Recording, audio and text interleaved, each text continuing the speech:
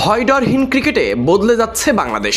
2025 সালের জানুয়ারি থেকে জুলাই এই 7 মাসে ব্যাট হাতে নাম লিখিয়েছে ছক্কার রাজত্বে, ছাড়িয়ে গেছে টেস্ট খেলুড়ে দেশগুলোকে। টি-20 ফরম্যাটে 2025 সালের শুরু থেকে এখন পর্যন্ত ছক্কার তালিকায় বাংলাদেশ এখন সবার উপরে।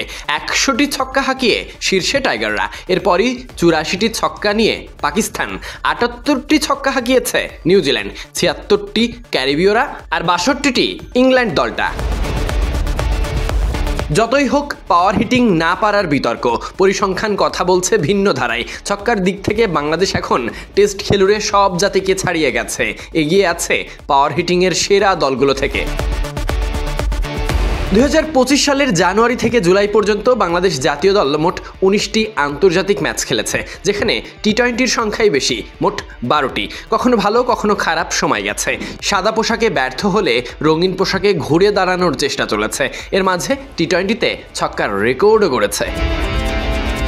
পাকিস্তানের বিপক্ষে সদ্য সমাপ্ত এই সিরিজেই সবার উপরে উঠেছে টাইগাররা। শেষ ম্যাচে হারলেও সিরিজ জয় নিশ্চিত হয়েছিল আগেই।